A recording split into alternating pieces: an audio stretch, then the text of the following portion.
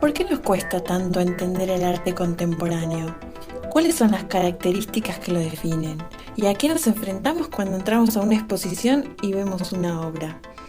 En este podcast vamos a tratar de dar respuesta a estas preguntas. Vamos a revisar los libros más importantes de arte contemporáneo. Vamos a entrevistar artistas y charlar con ellos acerca de sus prácticas y sus obras para adentrarnos en este mundo fascinante. Mi nombre es Evelyn Márquez y te doy la bienvenida a Temporada de Relámpagos, el podcast.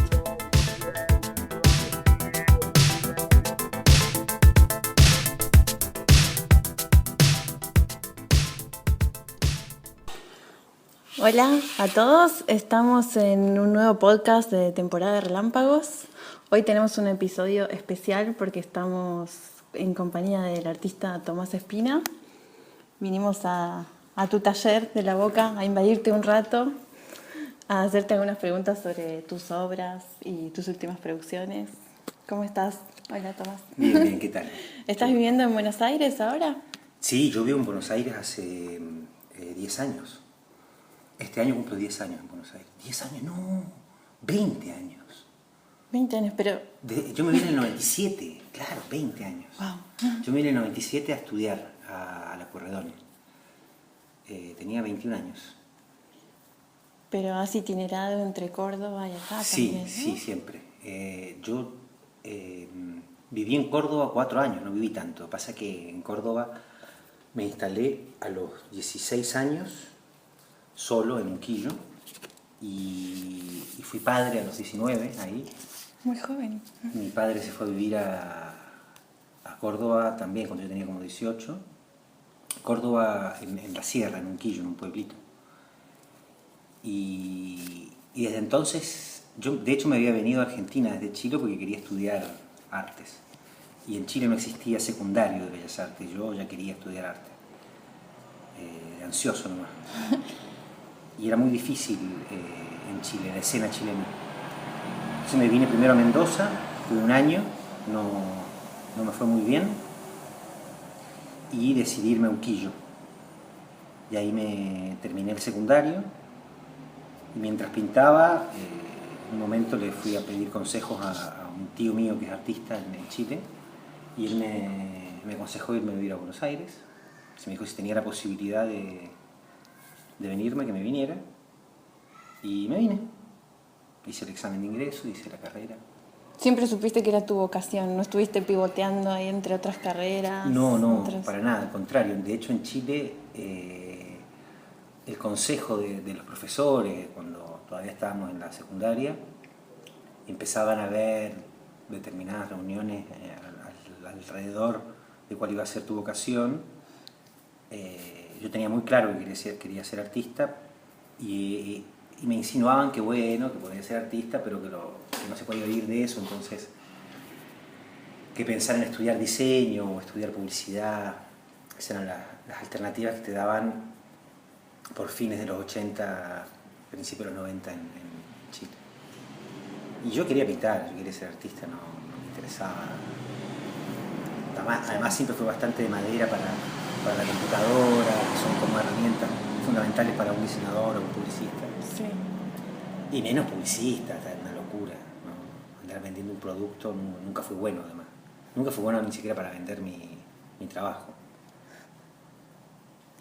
Y en tu proceso de producción, ¿cómo empezás a trabajar?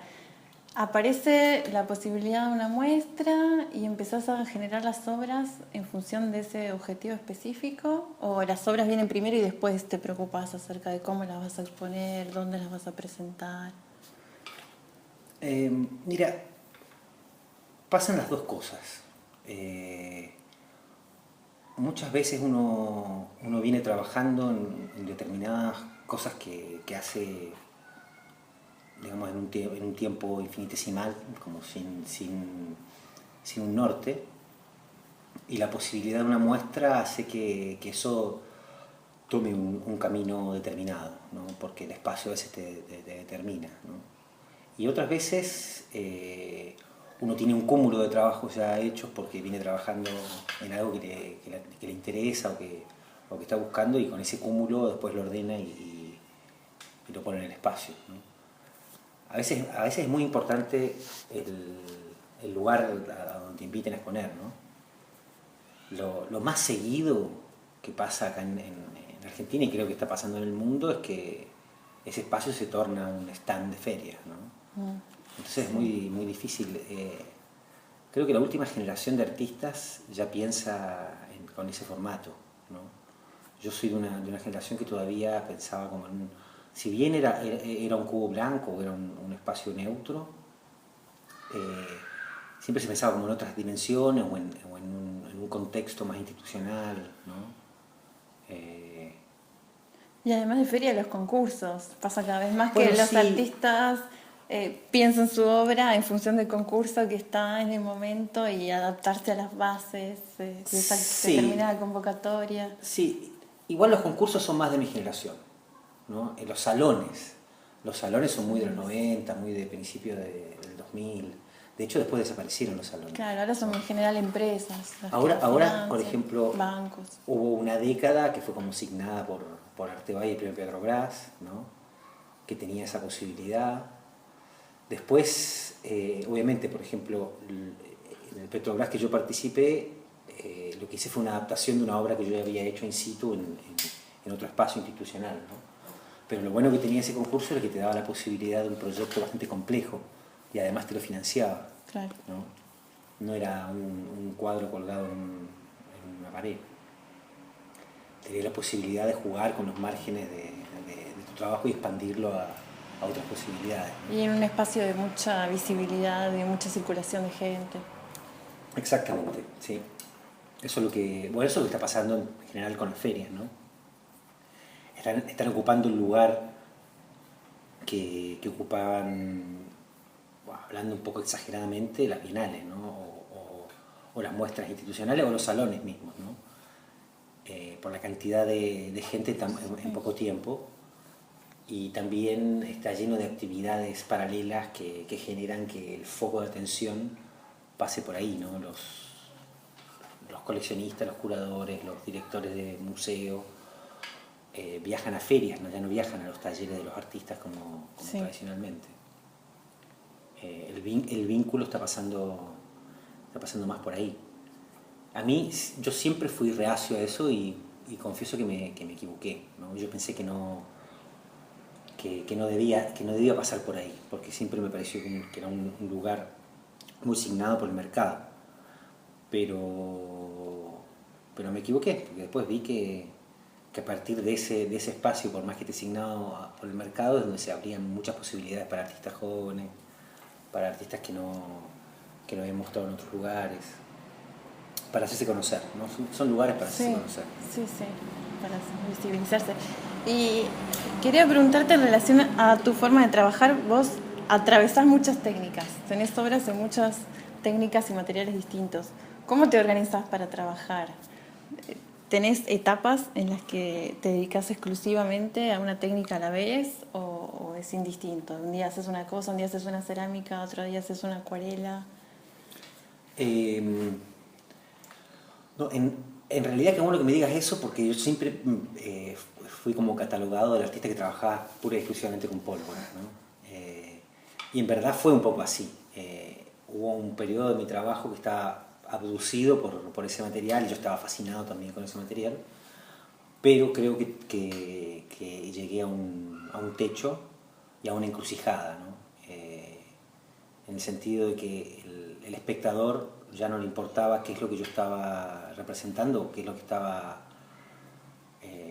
cuál era la imagen a la que yo había acudido o qué quería mostrar, sino con qué estaba hecho, ¿no? Claro. Yo podía hacer un jarrón con flores y estaba hecho con pólvora.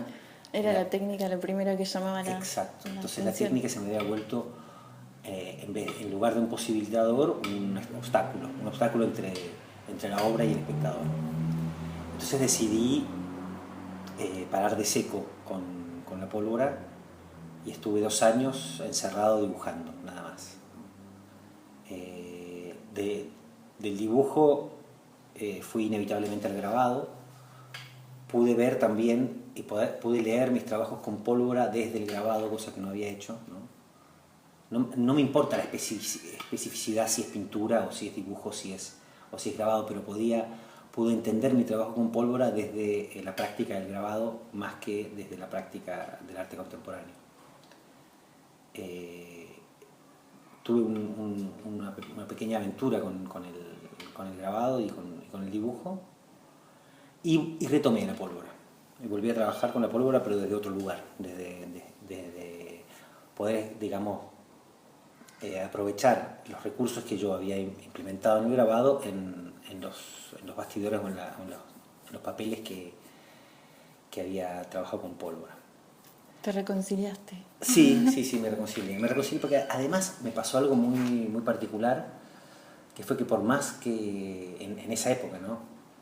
Yo había hecho esta serie de dibujos que después se llamó Alcaechas Surgenda, de dibujos en carbonilla, que se mostraron en Porto Alegre, en la Bienal de Porto Alegre. Y me pasó algo muy particular. Yo fui a la inauguración y me quedé unos días más, y me tocó pasear por la muestra. Y cuando llego a donde están mis dibujos, ni siquiera era el guardián de sala el que estaba hablando de los trabajos, sino que era el de seguridad. El hombre de seguridad, que estaba hasta con el chaleco antibalas, hablaba muy apasionado sobre los trabajos. Este hombre no tenía ninguna data sobre mí, no creo que me haya googleado. Y lo escucho en un portugués que yo entendía a duras penas, que él explicaba, decía, bueno, estos dibujos que desde lejos parecen hechos con pólvora, y ella me quedé, ¿cómo?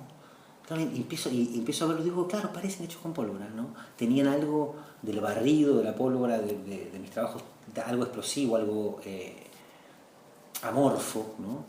Que es lo que produce la pólvora cuando se enciende. Y después, como eran dibujos que tenían como decapitado, algunas geometrías que podían parecer rejas, el mismo guardia de seguridad empieza a interpretar, supongo que leyó que yo era argentino, y empezó a decir que trataban sobre la guerra de Malvinas, ¿no? Y la dictadura militar. Cosa que a mí no se me había pasado ni por la cabeza, ¿no? Entonces ahí me di cuenta que por más que uno en cierto modo trate, que está muy bien, ¿no? de expandir o de doblar el brazo a lo que en lo que uno se encuentra cómodo, tarde o temprano hay como un continuo, ¿no? Que la obra de uno puede ser leída como una novela, como un cuento, ¿no? Uno no puede dedicarse, por más que busque a muchas cosas en la vida, ¿no? O decir muchas cosas. Si uno puede decir una, ¿no? De distintas maneras, ya puede estar contento, digamos, ¿no? Y el hombre encontró la relación sin que un sea... vínculo, pero un vínculo que a mí no se me hubiera pasado por la cabeza. Era como, y ahí me imaginé, si esa muestra, si ese artista, que en este caso era yo, hubiera sido un artista iraní, el tipo hubiera dicho que trataba sobre la guerra de Irán, ¿no? Claro, lo hubiera Si adaptado hubiera al sido japonés, contexto. era el bombardeo Pero está bueno cuando aparecen esas interpretaciones que uno no pensó. No, por supuesto. Y ya que mencionás lo de la pólvora, ¿cómo aprendiste a trabajar con la pólvora? Que desde afuera se ve como un material muy peligroso. En realidad fue al principio fue un juego casi conceptual. Yo pensaba en la pintura, estaba terminando la facu yo en ese momento, y era como un juego más que conceptual, era como un divertimento conceptual. Yo pensaba, hoy en día, ¿en qué material hubiera pintado los fusilamientos Goya? ¿No? Con pólvora, ¿no? En realidad, por ejemplo, decía, bueno, ¿de qué material tendrían que ser las pinturas de Lucian Freud, de Puss? ¿No? Entonces, en ese juego es, bueno, voy a probar de reproducir los fusilamientos de Goya en pólvora. Y empecé a ver el modo primero figural, o sea, cómo abstraer esa imagen para poder pasarla al material pólvora. y ahí aparecieron las rayas del televisor. Sí. Y cuando reproduje esa pintura, quedaba horrible, quedaba pésimo. Había algo del trazo del pintor que se había perdido y que funcionaba mucho más en un plano fotográfico. Entonces empecé a buscar fotos que se vincularan, que trataran del mismo tema, digamos, que los fusilamientos de Goya. Y ahí agarro la foto de Costecchi Santillán, ¿no? Que es como una suerte de fusilamientos periodísticos, ¿no? Un doble fusilamiento, porque el periodista fotografía a los que están fusilando y al mismo tiempo el periodista, al publicarla, termina fusilando metafóricamente a la policía, ¿no? Fue la herramienta que tuvo el periodista para inculparlo, ¿no? Sí. Cosa que no había pasado en otro momento. Que esa es la cualidad que tiene esa imagen. Y a mí lo que me había llamado la atención más que nada de esa imagen era la cantidad de veces que se había reproducido. Había una suerte de banalización de esa imagen, sí, ¿no? Se volvía tapa de revistas como si fuese Susana Jiménez, ¿no? Había algo de espectacular alrededor de eso. Sí, además estábamos cerca del 2001. Totalmente. Sí, toda la sociedad sensibilizada. Junio del 2002. Sí. Y cuando hago esa imagen y la vuelvo cuadro, había algo como también de reivindicación de esa imagen, ¿no? Como de volverla material, ¿no? Que fueron cosas que fui descubriendo con la pólvora. Y la pólvora es muy simple, de hecho yo creo que mucha gente, yo en particular no, pero mucha gente de chiquito jugaba a fabricar pólvoras, azufre, clorato de potasio, y hacían los chasquibum, metían ahí los rompeportones, ¿no? Sí. Los espantaviejas, le decían también. Entonces lo que hice fue empezar a probar, a experimentar con ese material, y logré también todos los degradés de grises posibles, ¿no? Las hendiduras, ya. También dejo la pólvora porque ya sabía manejarla de una manera muy específica. Por más que ella siempre hacía lo que quería, yo ya sabía que iba a pasar, ¿no? Ya no te sorprendía. Me aburría. Sí. ¿Y te pasó intentar trabajar con un material y que no funcione como vos esperabas? ¿Y tener que...? Sí, que lo dejé de lado. Yo empecé paralelo con la pólvora. Creo que a los meses de que empecé a trabajar con pólvora, empecé a experimentar con hongos. Tenía todo el estudio en mi casa, ni siquiera el estudio, era una de las habitaciones de mi casa, lleno de estanterías con plásticos y papeles con hongos de distinto calibre.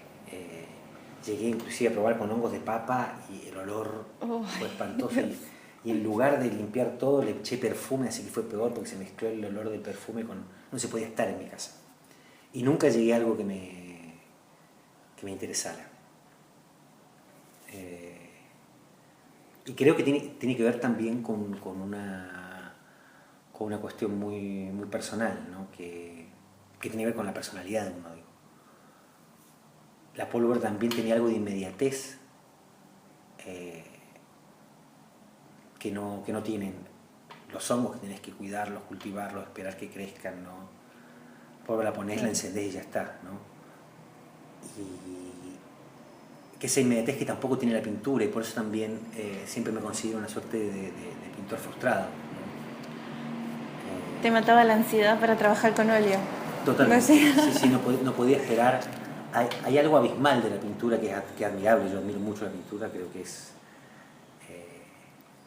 para mí, no digo que sea así para todos, pero para mí es como el número uno de las artes visuales, ¿no? No me pasan, nunca me pasó nada tan fuerte como cuando estoy al frente de un cuadro, sea un Cuitca o sea un Goya, ¿no? O sea un pintor contemporáneo como un pintor histórico, ¿no? No creo que la pintura sea parte de una época, sino yo creo que tiene que ver con parte de una sensibilidad. Para mí es realmente abismal, ¿no? Es lo que más me segrega las papilas gustativas, digamos, como cuando comes limón. En cambio, el dibujo es una herramienta que comparto con los pares y es lo que sé hacer, digamos, ¿no? Que es distinto, ¿no? La admiración por un par, la admiración por un pintor que es como, para mí, un extraterrestre. Bueno, ya que mencionas los dibujos, me gustaría que hablemos de la muestra que hiciste en el Centro Cultural Recoleta, la de Ya fui mujer, Sí. que me sorprendió la gran cantidad de dibujos que había vinculados a la geometría sagrada, a los sólidos platónicos. Y quería preguntarte cómo incursionaste en esa temática, si fue algo que siempre te interesó o hubo algo en especial que detonó que empezaras a trabajar a partir de ese momento con ese tema. Bueno, en esa muestra habían 3 cuerpos de obra. Había una serie de acuarelas, una serie de dibujos en carbonilla. En verdad eran 4 cuerpos de obra, lo que pasa es que a la mitad tuve que sacar la mesa. Las carbonillas de los sólidos platónicos y la repisa con las cerámicas. Sí.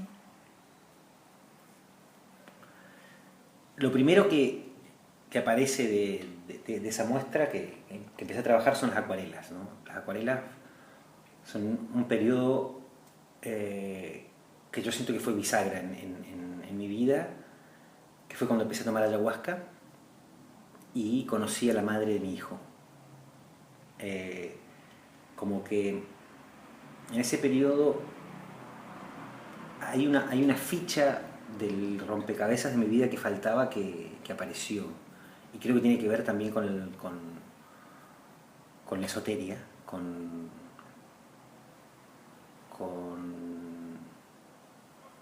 una necesidad que tenía guardada de hace mucho tiempo, que era formar una familia y de embullirme en cierta sensibilidad que implica eso, ¿no? Y las acuarelas están de ese periodo que es fines del 2012 hasta mediados del 2015. Y el periodo más fuerte de trabajo es cuando estábamos esperando a Lucio, que decidimos irnos a Unquillo a alquilar una casita a la orilla del río, y yo solamente me llevé los papeles y las acuarelas para trabajar. Entonces, en esas acuarelas empieza a aparecer como una suerte de embrión o de nuevo ser humano, que puede ser Lucio como puede ser yo también, ¿no? También como seres que están vomitando, seres que están como medio preñados, que puedo ser yo. Hay algo que pasa con la ingesta de ayahuasca que te vuelve a lo más primitivo, a lo más esencial de un ser humano. Y te das cuenta que lo más primitivo, lo más esencial, está muy ligado a los fluidos, ¿no? Está muy ligado al dolor de la purga, al dolor de la limpieza, ¿no? Que todos los agujeros que tenemos lo que hacen es el mundo entra y el mundo sale por ahí, ¿no? O sea, hay como una especie de círculo como un infinito, ¿no? Y te vuelves como parte de ese todo. Al volverse parte de ese todo empieza a aparecer también la figura de la geometría sagrada. La geometría sagrada es como la imagen de lo invisible. Está en todo, pero no se ve porque hay como una especie de caparazón, ¿no? Corteza que es en la que estamos los seres humanos sociales, ¿no?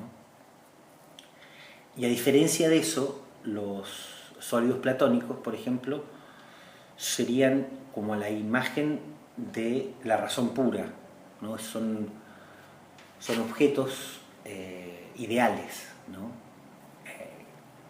Ideales equilibrados, geométricos, cerrados en sí mismos y huecos, ¿no? Son el opuesto a la geometría sagrada, ¿no? La geometría sagrada es absolutamente abierta, es un solo esquema que puede abrirse hasta el infinito. En cambio, los sólidos platónicos son como una idea que encierra todo. En la serie Los sólidos platónicos, yo lo que hago en realidad es hacerlos también en una suerte de estado de alteración, como hacía las la serie de la cabeza de Surgenda, entonces aparecen absolutamente irregulares, absolutamente salvajes, Sí. ¿no? Como desprovistos de ese ideal platónico, ¿no? Como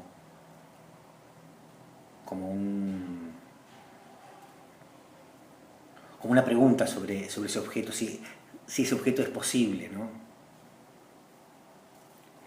Y se supone que es el núcleo, es la base que multiplicado configura toda la realidad, todo lo existente. Sí, pero sin embargo digamos,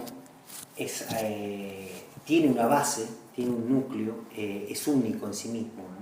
Y esa base, ese núcleo, ese único en sí mismo, es muy imposible, digamos, si uno lo piensa bien, es un imposible, ¿no? Es como el ideal por el cual Occidente fue derrotado también, ¿no? Occidente pensó que se podía llegar a un único ideal, ¿no?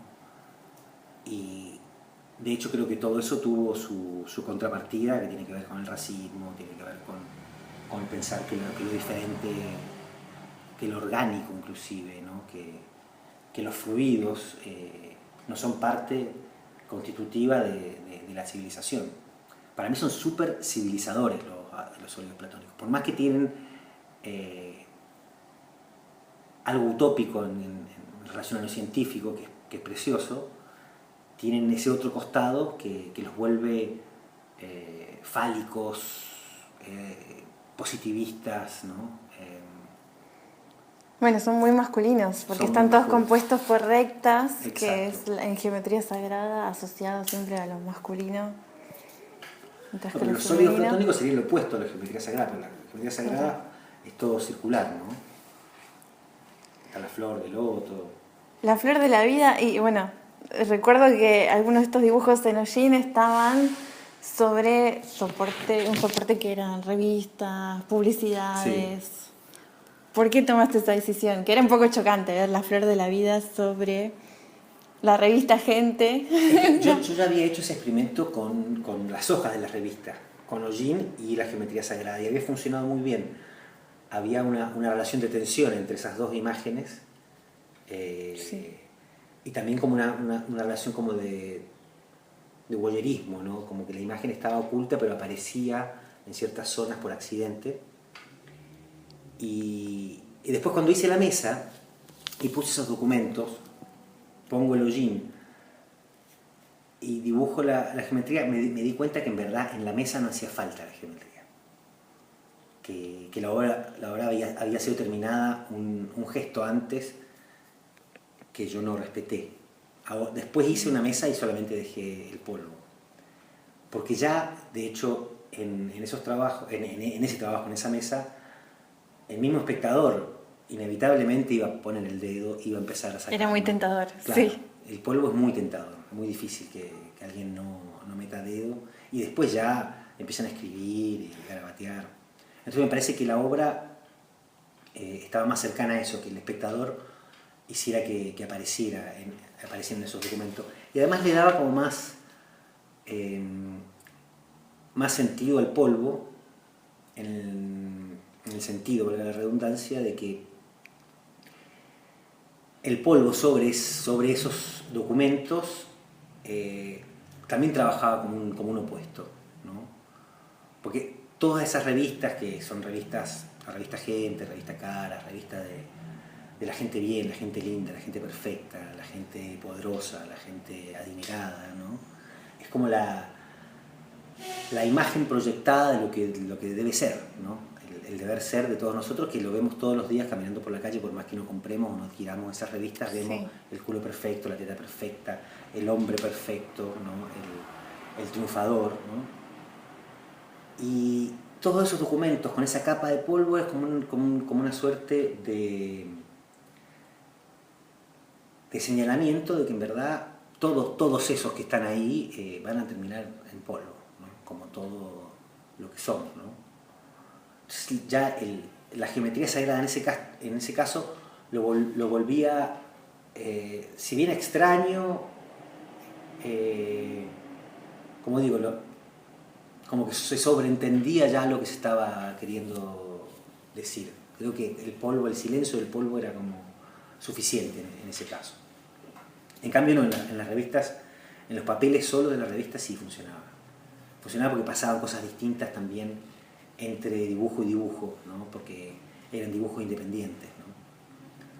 Acá era como una trama que invadía toda la mesa, que terminaba siendo más interesante el caminito que hacía una polilla que caía o alguien que dibujaba. De hecho, habían escrito cosas sobre la cara de algún representado ahí, le escribían insultos o mensajes. Se volvía a cargar con el dedo de la gente, ¿no? ¿Era la primera vez que habías trabajado con geometría? En esa muestra no. Yo ya había mostrado en el Museo de Arte Moderno 130 papeles de revista independientes, ¿no? Que armaban una especie de mosaico, y cada uno de los papeles estaba quemado y con la geometría dibujada.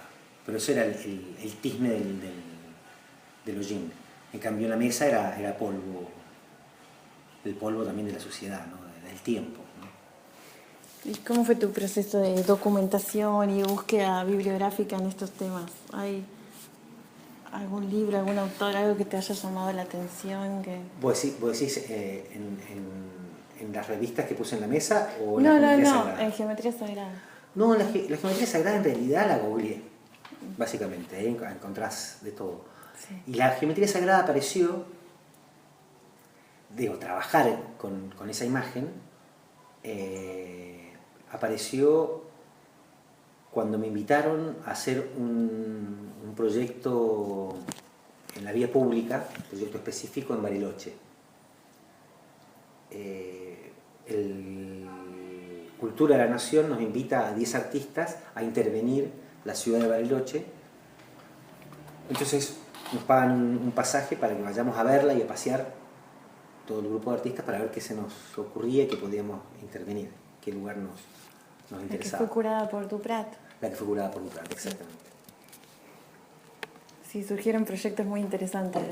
Sí, fue muy linda la experiencia toda, porque además un mes y medio, 2 meses antes de inaugurar, que de hecho también la inauguración fue muy accidentada porque fue paralela a los saqueos de fin de año, fue como tuvo que suspender una parte, no se llegó también a algunos proyectos a terminar por falta de presupuesto y por idas y venidas. Se terminó reinaugurando al año siguiente, en la que yo llevé una maqueta de lo que había hecho. Pero ¿de qué estamos hablando? Ah, de la geometría. Sí, el puente que hiciste sobre roca. Claro.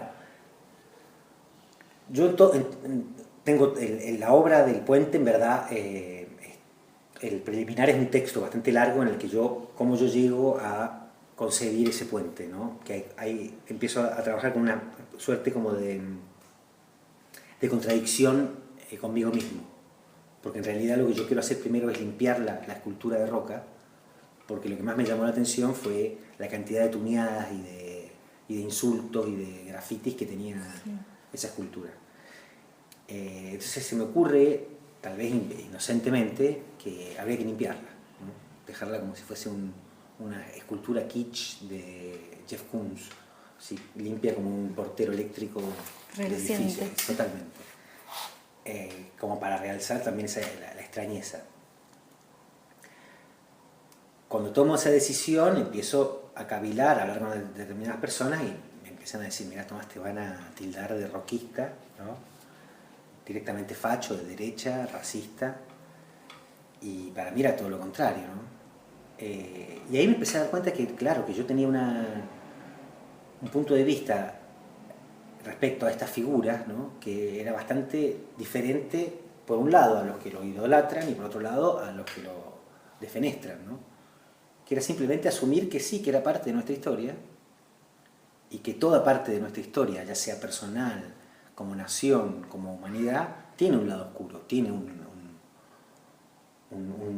aspecto que podríamos llamarlo el mal, ¿no? Y nosotros todos tenemos un pequeño roca adentro, ¿no? o un pequeño enano fascista que nos va diciendo en el oído. Y uno lo que hace es domarlo o no domarlo, pero no lo puede eliminar, ¿no? De hecho, querer eliminarlo es un gran error, ¿no? Creer que uno es 100% bueno es un gran error. Y por otro lado, Roca, si uno no admite que él es parte esencial de la historia de Argentina y uno de los padres de Argentina, simplemente por el hecho de que el sur es argentino, un padre hijo de puta, ¿no? Un padre asesino, pero es un padre. Y si nosotros no lo queremos ver, todo esto es lo que yo elucubrabas en ese momento. Sí. Si nosotros no lo queremos ver, lo sacamos de la vista, no le ponemos ningún monumento, es como borrar una parte de la historia y dentro de nuestros nietos pueden ser Roca como quieran porque no tienen ni siquiera el aviso de lo que significó ser Roca. Entonces pensé poner una placa, como para justificar, me lo limpié, pero me parecía también muy alcahuete de mi parte querer defenderme con una placa. Y empecé a pensar, bueno, ¿qué debería decir esa placa? ¿No? Entonces empecé a estudiar un poco de historia y hay un texto de Alberdi, que me parece buenísimo, que le contesta en una carta a Sarmiento, diciéndole que si uno va a pensar a la patria, tiene que pensarla con los malos adentro.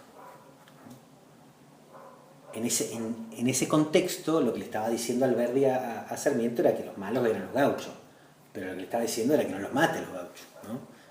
Que claro. asume los gauchos. Yo digo, bueno, si los malos son los gauchos, yo digo que los malos es Roca, bueno, pero hay que asumirlo igual, ¿no? Y sigo buscando bibliografía y me encuentro con un texto de Eva Perón, que fue como el que me hizo la sinapsis en la cabeza. Un texto en el que ella dice que ella no puede reconocer en ella misma el odio y el amor, ¿no? Que ella no es capaz de poder. Entonces me di cuenta que eso es lo que nos pasaba, o eso es lo que me pasa a mí, ¿no? Que esa figura cargada de tanto odio y que es parte de mi historia, ¿qué hago con ella? ¿No? Es como un bloque de bronce que tenemos sobre las espaldas, ¿no? Entonces, ¿cómo nos sacamos ese bloqueo? Bueno, pasamos por arriba, ¿no?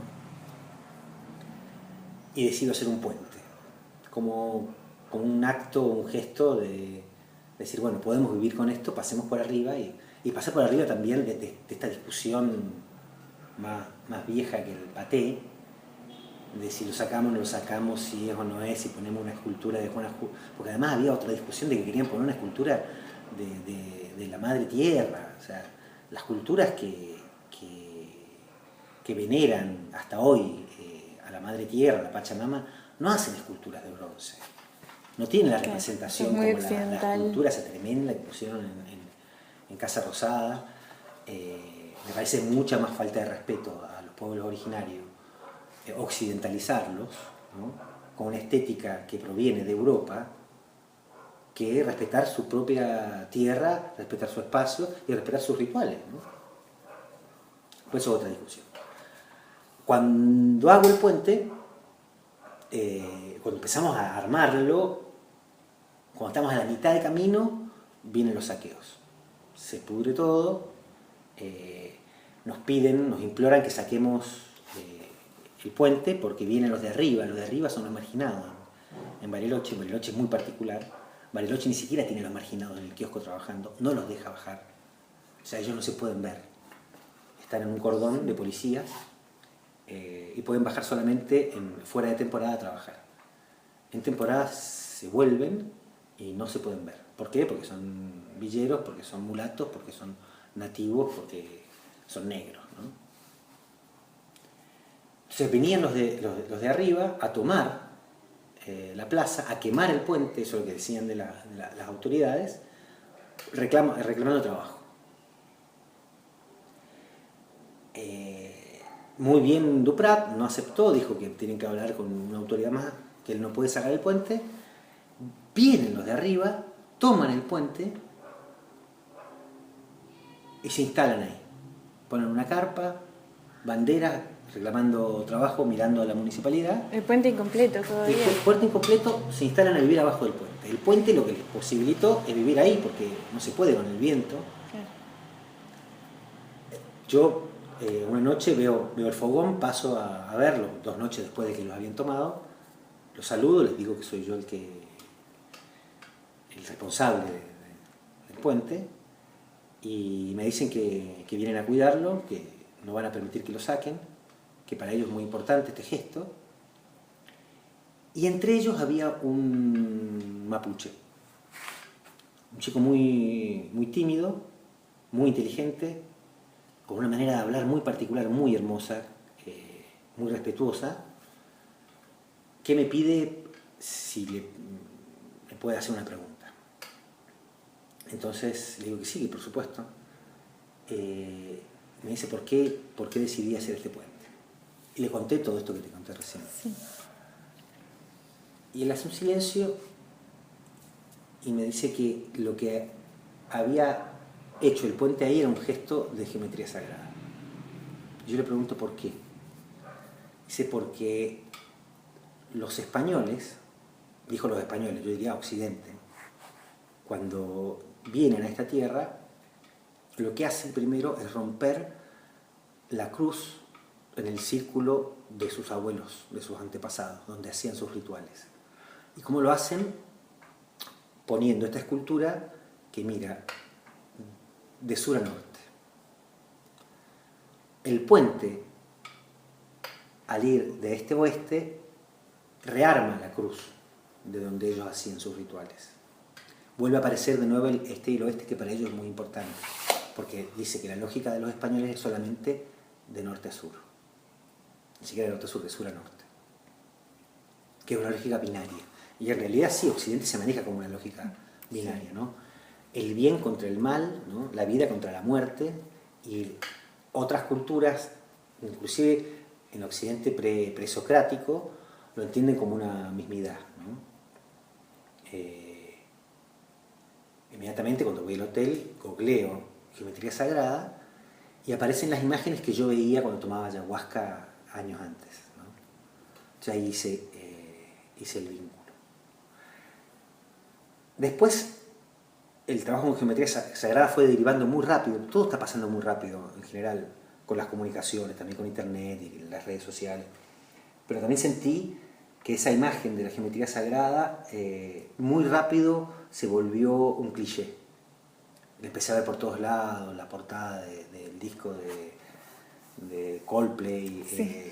Los tatuajes de la gente joven. Entonces realmente me sentí como que también yo tenía la responsabilidad de usarla en otro sentido, o en un sentido que a mí me valiera la pena, o por lo menos reencontrarle un no sentido a eso, ¿no? Entonces los últimos trabajos que empecé a hacer utilizando la geometría ya directamente son retratos astrales, constelaciones familiares, por ejemplo, la carta astral de mi familia, ¿no? O la carta astral de una persona que conozco o que quiero, o el cielo en un momento histórico determinado. Entonces empieza a tomar una connotación un poco más elíptica que solamente la imagen de la geometría sagrada, que es tan bella en sí, por supuesto, sí. pero ¿qué? ¿No? Que siempre tiene que haber un I. Así que derivó en eso, como en un trabajo. Me quiero volver una suerte de retratista geométrico, digamos, un retrato astral. Que es muy particular porque una imagen que parece muy, muy universal, como una suerte de mapa del cielo, pero tiene la particularidad de que es un momento determinado, que es la carta astral de alguien, ¿no? Como hizo Jules Solar en su momento. Jules Solar estudiaba astrología, ¿no? Sí. Y yo tengo mi vínculo con la astrología, que mi mamá era astróloga, ¿no? Mi mamá se dedicaba a la astrología profesionalmente, ya leía cartas astrales. Bueno, para cerrar, te quería preguntar si te sentís cómodo de haber nacido en esta época y de haber sido artista en el siglo XXI, con este sistema que hablábamos antes de ferias, del mercado, de profusión de técnicas. ¿Te sentís cómodo o te hubieras gustado ser artista en otra época de la historia? qué difícil. Es extraño.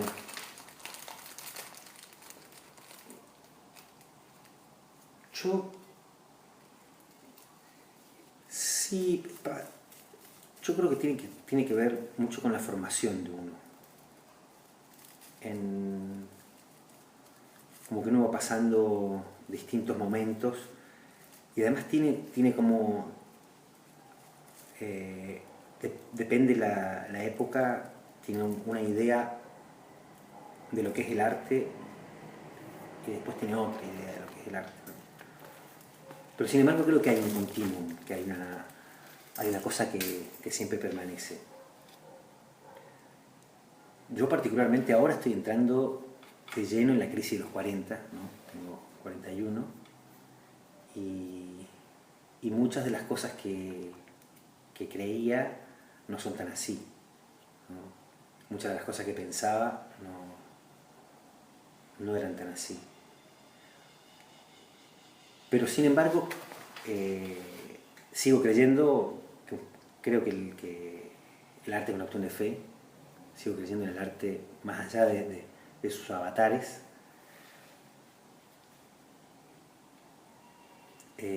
Sigo disfrutando del arte de todas las épocas, de todos los tiempos, ¿no? Me gusta tanto ver una muestra de Gabriel Chaille como de Picasso, acá en Buenos Aires. Sigo siendo muy admirador de mis pares, ¿no? De mis contemporáneos. El mundo del arte, pero no es algo nuevo, no creo que tenga que ver con ahora, pero nunca fui como muy amigo del mundo del arte,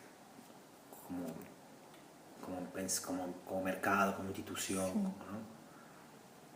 Y creo que eso, a medida que pasa el tiempo, se va reafirmando, ¿no? Obviamente hubo una época en la que yo terminé la carrera y me encantaba ir a todas las inauguraciones y mandar a todos los concursos y ir a Arte Va. De hecho, bueno, eso sí creo que Arte Va era mucho más entretenido. No sé si es por mi edad o es objetivo. Creo que es objetivo. Si le preguntas a un artista joven, te va a decir lo mismo, porque, qué sé yo, Arte Va, cuando estaba Erlisca, era Chandon para todo el mundo, ¿no? Ahora tenés el VIP del requete contra VIP y te perdés el tiempo pidiendo una tarjeta VIP para ir a tomar un champán porque eso es lo que querés hacer con los amigos, ¿no? Y Arte Va inaugura primero para las empresas ultra y cada vez, digamos, a lo que los artistas nos gusta, cada vez está más fuera de Arte Va. Como evento, no digo, estoy hablando como una cuestión social. Antes era mucho más entretenido, era más efervescente, tenía algo post-crisis también, ¿no? La Argentina post-crisis era más efervescente, creo que ahora. Pero como viene en la mano, puede ser que ya tengamos un post-crisis en cualquier momento. Sí. Pero sí, yo, en definitiva sí, estoy contento de ser artista. De cualquier época, de cualquier tiempo. Por eso también puedo disfrutar de lo que hago, de lo que hacen mis contemporáneos, de lo que hicieron los antepasados, muchísimo. Para mí el arte es un salvavidas, una cuestión de fe, una cuestión de poder encontrar belleza en este mundo, ¿no?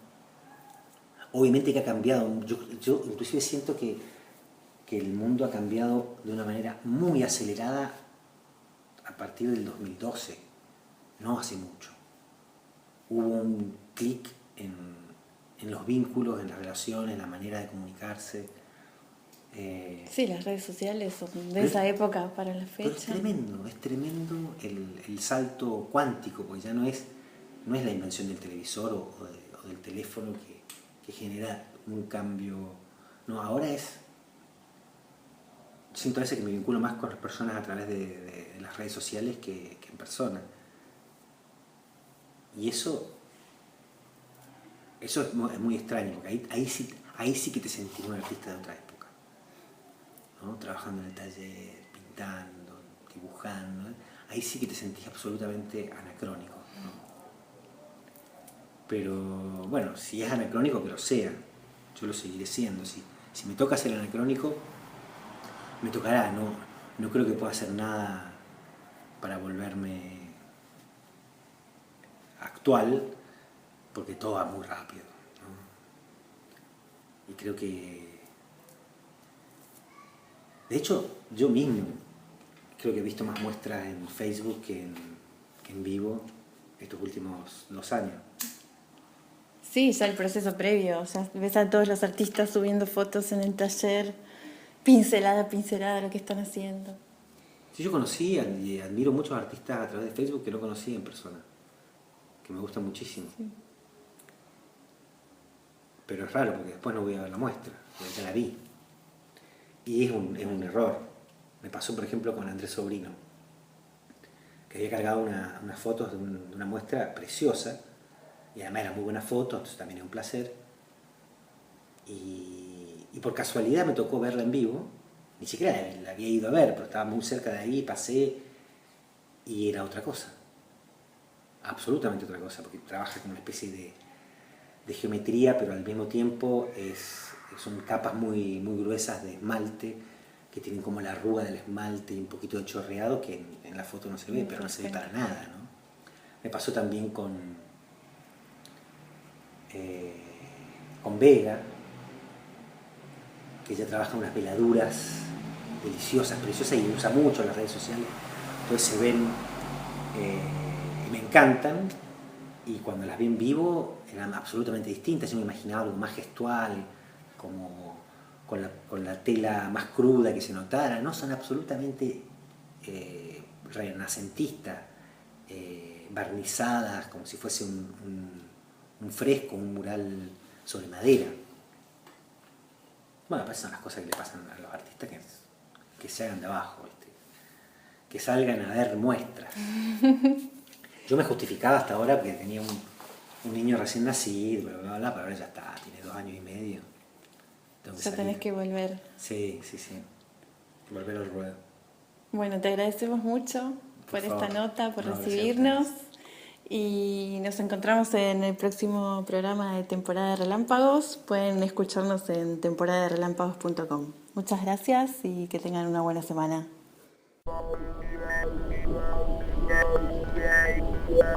Yeah.